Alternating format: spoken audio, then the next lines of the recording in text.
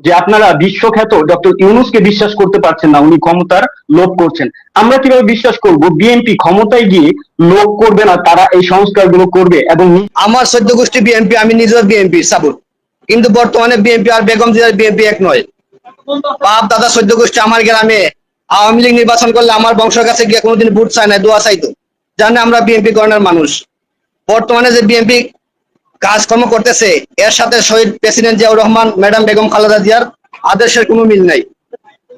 আমি মনে করি ম্যাডাম বেগম খালেদা জিয়াকে উনি বিএনপিকে কঠোর হাতে নিয়ন্ত্রণ করবেন। এবং আজকে দেখলাম এই যে বিএনপির সিনিয়র নেতা দুদু সাহেব উনি বলতেছেন ডিসেম্বরের ভিতরে যদি প্রধান উপদেষ্টা নির্বাচনের ডেট না দেয় ওনারা দিয়ে দিবেন। তাহলে এই যদি হয় এরকম কথাবার্তা, তাহলে জাতি তো হতাশ। ওনাদের মতো নেতৃবৃন্দের কাছ থেকে এরকম কথাবার্তা আমরা শুনতে চাই না। আমার মনির ভাই, আপনি জানেন বিএনপি যে অবস্থা বর্তমানে সব জায়গায় গ্রুপিং চলতেছে, ওনাদের দলত্ব সংস্কার হয় নাই, তাহলে নির্বাচন দিয়ে ওনারা পাশ করে দেশ কিভাবে ওনারা চালাবেন? এটা মনির জামান ভাইয়ের কাছে আমার প্রশ্ন। আসসালামু আলাইকুম। জি, ধন্যবাদ আপনাকে। সাকিব, মোহাম্মদ সাকিব। আসসালামু আলাইকুম। ডক্টর ইউনূস যে কটা সংস্কার দেশের জনগণের সাথে যে কটা সংস্কার দেশে, এর একটা তো বিএনপি রাজি হয়নি। আর নির্বাচনে জিতার পরে ক্ষমতা যাওয়ার পরে যে কি করবে এটা তো জাতি ভালোভাবে বুঝতে পারতেছে। আর এখন বিএনপি তো অনেক সুশীল নেতা পাওয়া যায়। যখন দুর্দিন ছিল বিএনপির, একটা মিছিল করার মতো লোক পাওয়া যেত না, ওই 2-3 জনের রুল কবি রিজভী সাহেব ওই যে কেসি গেটের ভিতরে বসে সংবাদ সম্মেলন করতো। সেই বিএনপি আর বর্তমান বিএনপির নেতার কাছে কথাবার্তা, দেশের জনগণের ভোট হয়েছে, আওয়ামী লীগ 41 সাল তখন নির্বাচনে রাজি থাকতো, ওটাই ভালো হইতো। আর ঈদের পরে আন্দোলন করতো, সেটাই বিএনপির জন্য বেশ ছিল। এখন এই দেশের জনগণ নামা এলো, আওয়ামী লীগকে ভুল করেছে। এখন দেশের জনগণের জন্য যেটুকু ডক্টর ইউনূস করবে এটুকুই বেস্ট। নির্বাচনের পর আর কেউ কিছু করবে না, এটা আমরা আশা করিও না, পারবে না। কারণ 20টা গুন্ডা 10টা গুন্ডা নির্বাচন ঠান্ডা করে চলে যাবে। বর্তমানে দেশে চলছে যারা টেন্ডার বাজি চাঁদাবাজি করেছে এরাই নির্বাচন ঠান্ডা করে দেবে। তবে এরাই এখন ইনকাম করে রাখছে, তখন বিএনপির জন্য খাটবে, এটাই স্বাভাবিক। আর দেশে যখন সমস্যা হবে, পুলিশের মতো কাজ করতে পারবে, কোনো নেতার ভয় করবে না, পুলিশের গতিতে চলবে, তখন আর এই গুন্ডামি চলবে না। আসসালামু আলাইকুম। জি জি, ধন্যবাদ ধন্যবাদ। মনির, প্রশ্ন থাকলে বলেন, প্রশ্ন না থাকলে দেরি করার সুযোগ নেই। জি, ধন্যবাদ এনাম ভাই এবং সম্মানিত আলোচক কিন্তু। আসসালামু আলাইকুম। আসলে ভাই, আপনি এখানে অনেক অভিজ্ঞ লোক এবং আপনি একটা দলের প্রধান। আপনি যদি বাংলাদেশের ইতিহাস লক্ষ্য করেন, ত্রয়োদশ সংশোধনের বদলতে শেখ হাসিনা স্বৈরাচারে পরিণত হয়েছে এবং বিচারপতিদের বয়স বাড়িয়ে, অপ্রত্যাশিতভাবে বিচারপতিদের বয়স বাড়িয়ে দেওয়ার কারণে গণতন্ত্রের কবর রচনা হয়েছে। এরপর থেকে বাংলাদেশের যত রাজনৈতিক নেতা আছে তারও চরিত্র পরিবর্তন হয়নি, এমনকি দলেরও চরিত্র পরিবর্তন হয়নি। এখন যাদেরকে আমরা অনির্বাচিত বা যাদেরকে বলতেছেন যে অনিবন্ধিত দল, তাদের নেতৃত্বে দেশ স্বাধীন হয়েছে। আমরা তখন পিছনে ছিলেন, সামনে ছিল এরা। এই সামনে থাকার কারণে এরা নেতৃত্ব হয়ে গেছে। যারা নেতৃত্ব দেওয়ার কথা ছিল, আমরা ছিলেন পিছনে। তাহলে যারা নেতৃত্ব দিয়েছে তাদের কথাই সরকারকে শুনতে হবে, বর্তমান সরকারকে। এই কারণে এনসিপিকে সরকার আগে ডাকে এবং এনসিপির কথা শুনে। আমরা নাবালক ছেলেদেরকে আগে দিয়ে দিয়েছেন, পবিত্র পিছনে রইলেন কেন? তাহলে এখন তো একটা সংস্কারের সুযোগ হয়েছে। আমরা এখানে সংস্কার না করে এখানে নির্বাচন করেন। আমাদের নিজের দলে তো সংস্কারের প্রয়োজন, কেন আমরা সুযোগ নির্বাচন সংস্কার করতেছেন না? কেন আপনারা ঘোষণা দিতেছেন না যারা সংগ্রাস চাঁদাবাজি করবে তাদেরকে নমিনেশন দেওয়া হবে না? আপনারা নমিনেশন বাণিজ্য করার জন্য এবং টাকার জন্য কি এসব করতেছেন? দলকে নিয়ন্ত্রণ করতে পারতেছেন না। তৃণমূলের মধ্যে কেন কথা আমরা আপনাদের কথা শুনে না? আমাদের প্রবীণ নেতাদের কথা কেন কথা শুনে না? তাহলে আমরা জনগণের কাছে কি জবাব দিবেন? নির্বাচন তখন চাইতে যাবেন।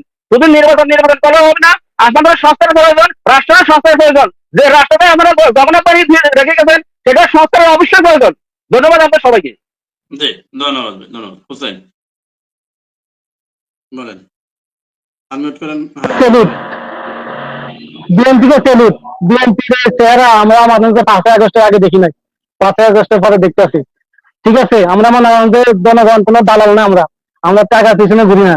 আমরা মনে আমাদের সৌদি আরবের কাজ করে খাই। কিন্তু বিএনপি মনে আমাদের ক্ষমতা আসার জন্য এখন যে না ইয়া করতে আছে, উচ্ছৃঙ্খল করতে আছে, সব জায়গায় মনে আমাদের জায়গায় হুমকি দিতে আছে। এটা কি বিএনপি? হ্যাঁ, বিএনপি কি এটা কি মনে আমাদের ভুলে গেছে যে আওয়ামী লীগের কি অবস্থা হয়েছিল? আমি মনে করি সন্তানের একটা কথা বলতে চাই, বিএনপির জন্য মনে হয় আমরা 2টা মিছিলাম। এই কথাটা মনে হয় এরাও দেখছে, এবং জামান্য ভাবে দেখছে 2টা মিছিলাম। আমরা চাই, আমরা এভাবে মনে হয় বিএনপিকে দেখতে চাই না। সোজা কথা এখনো মনে হয় যে বিএনপির কথা হুমকি দিতে হবে। আমরা জনগণ, আমরা বিএনপিকে সোজাভাবে বলতে চাই।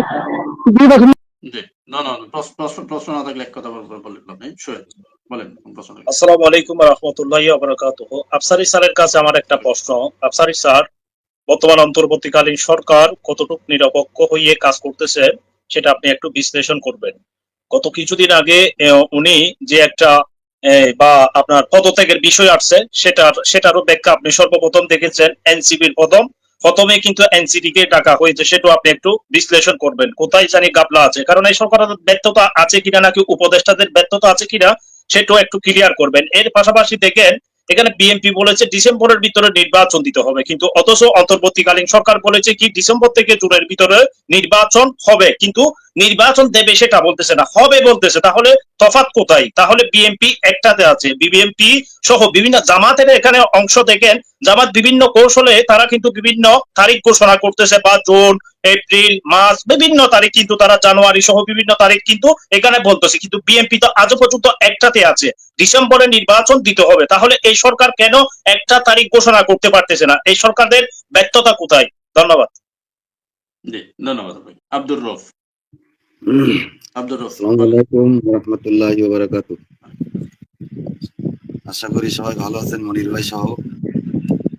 মনির ভাই, মনিরের জওয়ান এবং আফসারি স্যার দুইজনকেই অনেক টক শোতে শুনি, কিন্তু আমি দুজনকেই খুব ভালোবাসি। আর আপাকে আজকে নতুন দেখতেছি, অনেক সময় টক শো শুনি। জোরে বলেন, জোরে বলেন। জি বলেন। মনির ভাই এবং আফসারি স্যার শোনা যায়? মনির ভাই এখন শোনা যায়? জি জি শুনতেছি শুনতেছি, বলেন, শুনতে পাচ্ছি। আমি টক শো সবসময় শুনি, আপনারটা এবং সেভ দ্য পিপল এটাও শুনি, কিন্তু কিছু কিছু দর্শকের কথা শুনে একটু কষ্টও লাগে এবং হাসিও পায়। বাংলাদেশের ভিতরে দুইটা রাজনৈতিক দল আছে, একটা হচ্ছে আওয়ামী লীগ, একটা হচ্ছে বিএনপি, যাদের ভোট আছে 35-40% করে। এরা জনগণের জন্য কাজ করবে, নির্বাচন চাবে, এটাই তো স্বাভাবিক। এর বাইরে ভোট আছে কার? যারা 1% ভোট নাই, তারা কি নির্বাচন চাইবে কোনোদিন? যে নির্বাচন দাও, নির্বাচন দাও। যাদের ভোট আছে, জনগণ পক্ষে আছে, তারাই তো ভোট চাইবে, নির্বাচন চাইবে। ডক্টর ইউনূস সাহেব 5 তারিখের পরে যখন 10 তারিখে আপনার দায়িত্ব গ্রহণ করলো, এই 9 মাসের ভিতরে কি সংস্কার করলো সে দেশের জন্য?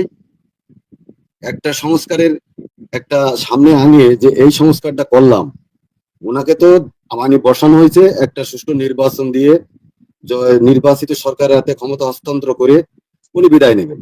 উনি জুনের ভিতরে, ডিসেম্বরের ভিতরে, এইটা ওনার কি জন্য কি জনগণ ওনাকে ক্ষমতায় বসাইছে? আর এই যে বলে বিএনপি আন্দোলন করে নাই, বিএনপি 5-7 লোক নিয়ে আন্দোলন করছে। আরে বেটা, গুলির খাইছে কোনোদিন? আন্দোলনে যে গুলি খাইছিস আর জেল খাটছিস, বাপের লাখ লাখ টাকা কি যে আদালতে আপনার থানায় দিয়ে কি কোনোদিন মামলা খেয়ে বসে আছিস বাড়িতে? তোরা বেটা নির্বাচন চাইবি কি? যারা মামলা খাইছে, বাপের জমি বেচিয়ে, গরু বেচিয়ে, ছাগল বেচিয়ে, আপনার হচ্ছে মামলা জামিন করে বাড়ি এসে বসে রয়েছে, আবার মামলা হয়েছে, বাড়ি ঘুমাতে পারে নাই, তারা নির্বাচন চাইবে না? যার কোনো ভোট নাই সে নির্বাচন চাইবে? টকশোতে আসে সাধারণ পাবলিক, ওই যে যারা নির্বাচিত দল করে তারা টকশো শুনে না, কিন্তু সাধারণ কয়েকজন লোক এসে আপনার এই যে টকশো শুনে বড় বড় বয়ান দেয়, এটা শুনলে তো খুবই কষ্ট লাগে। জি ধন্যবাদ আপনাকে। মনিরুল ইসলাম আরেকজন দর্শক আছেন, মনিরুল ইসলাম সাহেব আনমিউট করেন ভাই, আনমিউট করেন। আসসালামু আলাইকুম রহমতুল্লাহ। জি ভাইয়া, আব্দুর রব ভাইয়ের কথা শুনলাম। ওনার কথার পরিপ্রেক্ষিতে আমি একটা প্রশ্ন করতে চাই। আমার প্রশ্ন হচ্ছে যে এখন 10 মাস, হ্যাঁ উনি বলছেন যে বিএনপির পক্ষে থেকে বলছেন, হ্যাঁ বলতে, অথচ আমরা 15 বছর ধৈর্য ধরেছিলাম, বিএনপির দিকে তাকিয়েছিলাম যে বিএনপি একটা কিছু করবে, বিএনপি ডাক দেয়, একটা করে ডিল করে, আর বিএনপি সবাই দৌড়ে পালায়। এগুলোই দেখেছি আমরা 15 বছর। অথচ এখন জনগণের জন্য আমরা 10 দিন সময় দিতে পারছি না। আচ্ছা, এখন আপনারা 6 মাসের জন্য ইউনূসকে বিশ্বাস করতে পারছেন না, আমরা বিএনপিকে কিভাবে বিশ্বাস করব? যে আমি তারেক রহমানের প্রতি সম্মান এবং শ্রদ্ধা রেখেই বলছি যে আপনারা বিশ্বখ্যাত ডক্টর ইউনূসকে বিশ্বাস করতে পারছেন না, উনি ক্ষমতার লোভ করছেন। আমরা কিভাবে বিশ্বাস করব বিএনপি ক্ষমতায় গিয়ে লোভ করবে না, তারা এই সংস্কারগুলো করবে এবং